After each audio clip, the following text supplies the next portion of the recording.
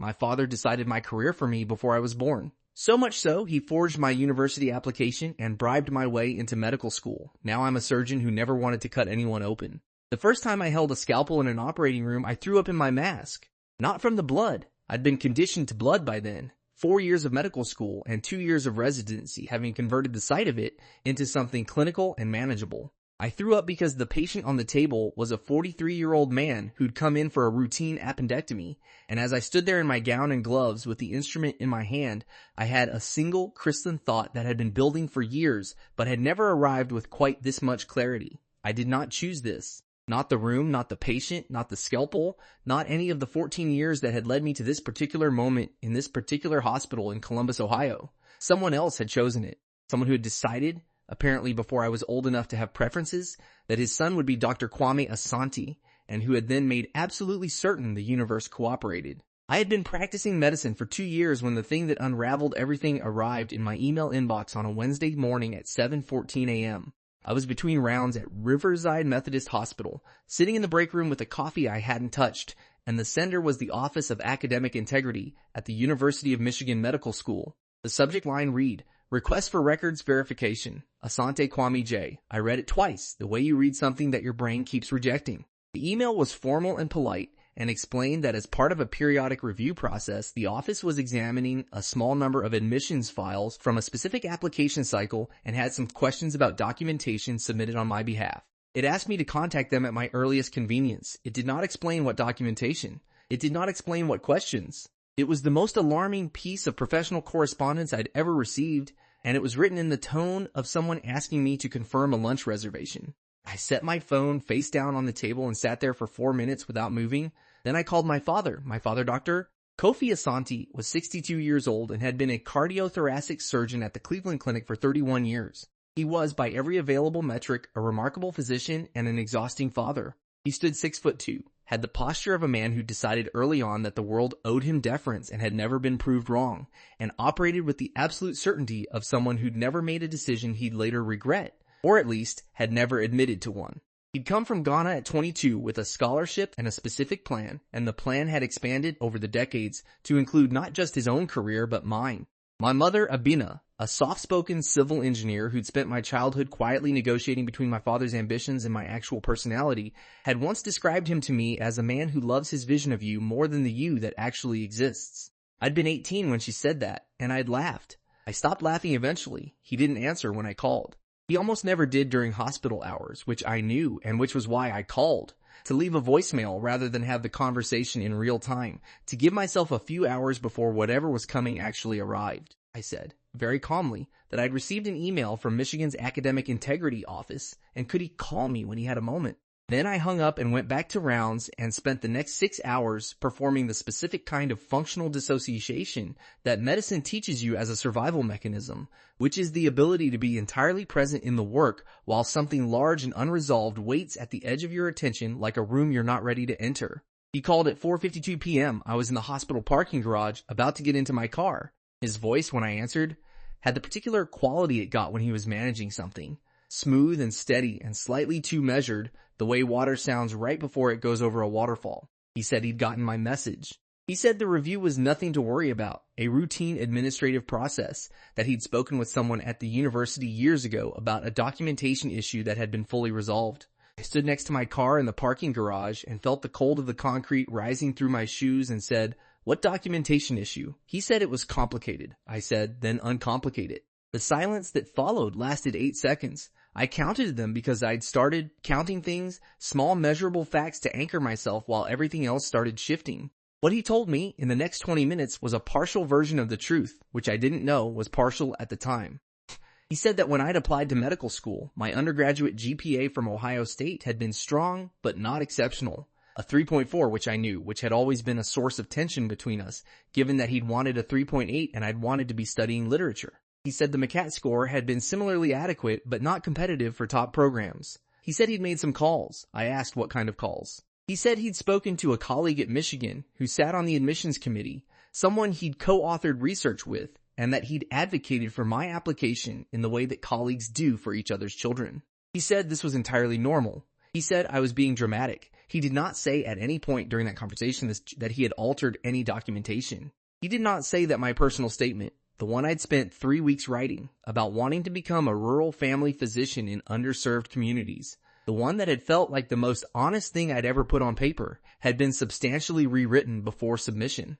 He did not say any of that. I found that out from someone else. Her name was Dr. Patience Quarty, and she was the Associate Dean of Academic Affairs at Michigan Medical School. And she called me on a Thursday afternoon 2 weeks after the initial email, after I'd sent back the requested confirmation of my contact information and had heard nothing in the interim except silence and 2 additional calls from my father in which he told me, with increasing confidence, that the matter had been resolved. Dr. Quarty had been in academic administration for 18 years and had a manner that I'd describe as surgically kind, warm in a way that didn't prevent her from delivering difficult information with complete clarity. She told me that the review had been initiated because of an anonymous tip, and that the tip had led them to examine my original application file, which was archived digitally, and that when they compared the personal statement in the archive to the version on file in their system, they found they were substantially different documents. The archived version, which appeared to be the original, was written in a voice and with a level of literary precision that was, she said carefully, inconsistent with other written materials submitted by applicants at my academic level in that cycle. She also said that the letters of recommendation in my file, while signed by professors from Ohio State, showed metadata indicating they'd been edited after their stated composition dates from a device registered to an email address associated with Kofi Asante. She said all of this in a single steady paragraph, and then asked if I had any information that might help contextualize the findings. I was sitting on the floor of my apartment when she called, not because I'd sat down, but because my legs had simply stopped working somewhere around the phrase edited after their stated composition dates, and I'd ended up on the kitchen floor with my back against the cabinet, phone pressed to my ear, listening to the sound of 14 years restructuring themselves around a new central fact. I told Dr. Quarty that I didn't have context to offer, that this was the first I was hearing any of it, and that I needed time. She said she understood, and that she wanted me to know that the review was focused on the conduct of the person who had submitted the altered materials, not on me personally, and that my completion of the degree and my subsequent licensure were matters that would require separate review, but that she had no reason to believe I had any knowledge of what had occurred. She also said, in the same careful voice, that they had a legal obligation to share their findings with the Ohio State Medical Board, given that I was a currently practicing physician in Ohio. She said she was sorry to be the person telling me this. I believed her. The third professional to enter my life in the next 10 days was an attorney named Adaora Nzinga, a medical licensing defense specialist who'd spent 15 years representing physicians before state medical boards in Ohio and Michigan. My residency director, a woman named Dr. Lena Birch, who'd supervised me for 2 years and who was one of the few people in my life who'd ever asked me directly whether I actually wanted to be a doctor, had given me Adora's number within an hour of me telling her what was happening. Adora was 45, precise and unsentimental, with the manner of someone who'd learned that her clients needed facts more than comfort. She met me at her office on a Friday morning, and I laid out everything I knew, including the 2 conversations with my father and the call with Dr. Quarty.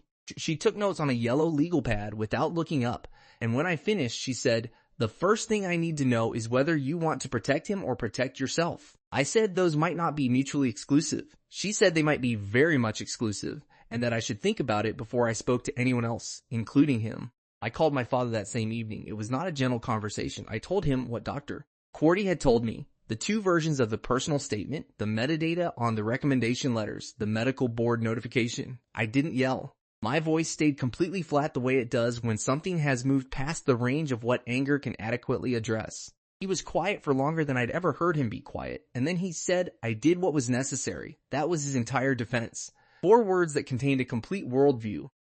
He said he'd seen my potential when I hadn't been able to see it myself, that the admissions process was corrupt and full of favoritism that disadvantaged students like me, that he'd simply corrected an inequity that the system itself had created. He said if I'd gotten the grades I should have gotten, none of this would have been necessary. I said, I got the grades I got because I spent 3 years at Ohio State wanting to study literature, and you told me that wasn't a real future. He said literature was not a real future. I said, maybe, but it was my choice to make. He said that children who couldn't see past their own limitations needed guidance. I said, guidance is not forging documents. He said he preferred to think of it as advocating. I told him I needed to end the call. I ended the call. The Ohio State Medical Board opened a formal inquiry 6 weeks after Dr. Quarty's call. Adaora had been preparing me for this, but preparation for an institutional process and the experience of actually being inside one are different things in the way that being told about surgery and being on the table are different things. A distinction I now appreciated from both sides. The inquiry assigned an investigator named Raymond Tete, a former hospital compliance officer who'd been working with the board for 9 years and who interviewed me twice in Adaora's office with a recording device on the table between us. He was methodical and thorough and professionally neutral in a way that gave me no red on which direction things were going. He asked about my academic history, my awareness of any irregularities in my application, whether my father had been involved in any aspect of the application process that I'd been aware of at the time. I told him the truth, that my father had reviewed my personal statement and suggested changes that I'd incorporated, that I hadn't known the final version submitted differed substantially from what I'd written, that the recommendation letters had been submitted directly by the professors, and I hadn't seen the final versions. All of this was true. It was also, I understood, incomplete in ways that might matter. I'd known my father was making calls. I'd known his colleague was on the admissions committee, and I told myself it was the normal kind of advocacy that well-connected people practiced. I'd been 18 and wanted to believe the admission was legitimate, and so I had. The crisis that nearly broke me came not from the board inquiry, but from my hospital. Riverside Methodist had been notified of the inquiry by the board as a matter of protocol, which was standard, which Adaora had told me to expect, and which still felt like standing in a hallway and watching a fire spread towards you, while being informed that fire was, technically, a known phenomenon. The hospital's chief medical officer, a man named Dr. Gregory Achimpong, who'd been nothing but professional in my 2 years there, called me in for a meeting on a Monday morning. He told me that pending the resolution of the board inquiry, I was being placed on administrative leave. He said it was protective, both for me and for the hospital. He said it in the careful language of a man who liked me personally and had an institutional obligation he was going to meet regardless. I thanked him and left his office and stood in the corridor outside for a moment with my hand flat on the wall because the wall was the most solid thing available. And then I went to the locker room and sat on a bench and thought about the fact that I'd spent 14 years training for a job I hadn't wanted in order to practice it for 2 years before having it suspended while a board investigated whether I was even supposed to have it. I didn't cry. My body had apparently decided that the appropriate response to the situation was a kind of total stillness, which I held for about 12 minutes before getting up and leaving the building. The investigation into my father moved separately and faster than mine, in the way that investigations into the person who actually commits the act tend to move when the documentary evidence is clear. Michigan's Academic Integrity Office had shared their findings with the university's general counsel, who'd referred the matter to the state of Michigan. A detective named Ofor Mensah, who worked financial and institutional fraud cases for the Michigan Attorney General's office, contacted me through Adaora in the 3rd month of the board inquiry. He was 50, deliberate, with 14 years in white-collar crime investigation and the specific patience of someone who understood that institutional fraud cases built slowly and broke all at once. He told me that my cooperation was not legally required but would be helpful, and that the investigation was focused on my father's conduct and not mine, and that the evidence they had was substantial independent of anything I provided. I told him I'd cooperate fully. He asked if I understood what that might mean for my relationship with my father. I said I understood. He said, "Some people find it harder than they expect when the moment comes." I said I'd been finding it hard since the parking garage. What Detective Mensah's investigation produced over the following forms was a more complete picture than I'd had of what my father had actually done. The personal statement had been almost entirely rewritten. My original, about rural family medicine and health equity, had been replaced with one about cardiac innovation and surgical precision, which was, of course, his story rather than mine. 2 of the 3 recommendation letters had been edited to remove language that was lukewarm about my suitability for a research-intensive program and replace it with specific praise that the professors, when interviewed by investigators, said they had not written. The colleague on the admissions committee, a man named Dr. Festus Brew, who'd retired the year after my admission and was now living in Arizona, gave a statement confirming that my father had contacted him, that my father had represented my application as stronger than it appeared on paper, and that there had been, as he put it, an understanding that the favor would be remembered. Detective Mensah shared a summary of these findings with Adaora, who shared it with me, and I sat at her conference table reading it and thought about the personal statement I'd actually written, which was somewhere in a folder on a hard drive in my apartment, which I'd never thrown away because I'm the kind of person who doesn't throw things away, which was the only stroke of luck in any of this. My father was charged in Michigan with fraudulent misrepresentation, document falsification, and improper influence of an admissions proceeding. The last charge stemming from what the AG's office had determined was an implicit quid pro quo arrangement with Dr. Brew. The charges were filed on a Thursday and became public on Friday. I found out from Adora, who called me at 8:15 a.m. before I'd had coffee, and I sat in my apartment in the kind of silence that follows the thing you've been waiting for and dreading simultaneously for 4 months. By noon, the story was on the local news in Cleveland, which was where my father practiced and where he was known. By evening, it had been picked up by a medical industry publication. The Cleveland Clinic placed him on administrative leave that same day. His face was on their website, had been for 31 years, and by Saturday morning, it was gone. I know because I looked. I don't know why I looked. Sometimes you look at things because the alternative is not knowing, and not knowing is its own particular weight. The Ohio State Medical Board issued its findings 8 months after the inquiry opened.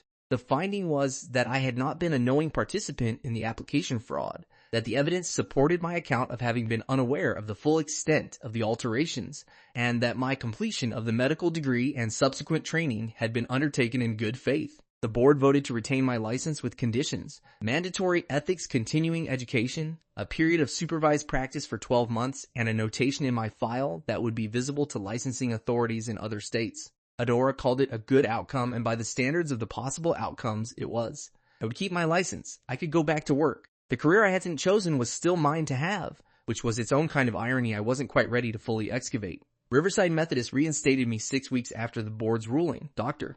Achimpong called me himself rather than having HR handle it, which I appreciated. He said he was glad the process had reached the conclusion it had. I said I was too, which was true and also insufficient.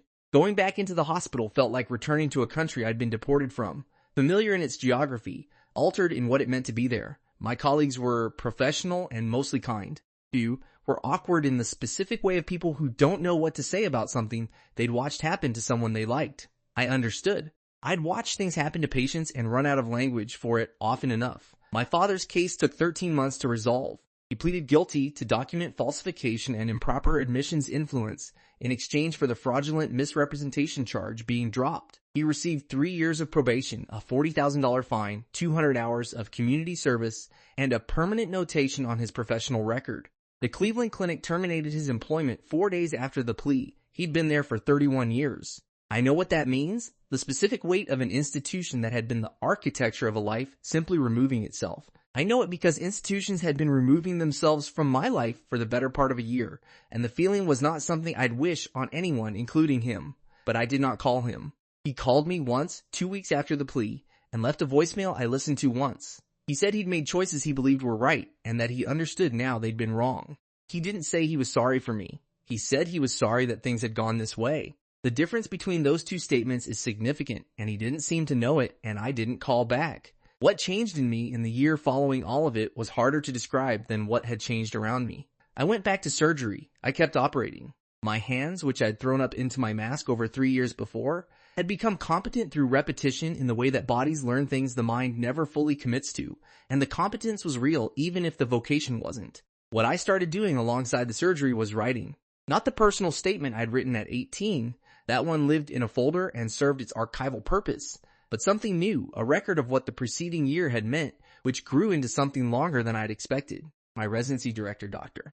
Birch, who'd given me Adaora's number, and who asked me every few months whether I was doing all right in a way that suggested she actually wanted to know, read some of it, and said it was good, and that I should think about what I wanted to do with it. I said I didn't know yet. She said that was fine. She said not knowing yet was underrated as a position. There is a particular kind of grief for the life you didn't get to choose, and it doesn't go away just because the one you were handed turns out to be technically livable. I'm a surgeon. I'm a good one, which is something I'm still not entirely at peace with, because I'm aware that my competence was built on a foundation my father laid without my consent, and that the line between what I earned and what was engineered on my behalf is not as clear as I'd like. I don't know if I'll do this for 30 years the way he did. I know I won't do it the way he did it. The certainty, the imperviousness, the conviction that a life can be built for another person, like a house they'll eventually move into and be grateful for. I know that with the totality of everything I am. What I do with that knowledge, with this career, with the years that are actually mine to arrange, that's still being determined. I'm working on it. Slowly, without anyone else's input.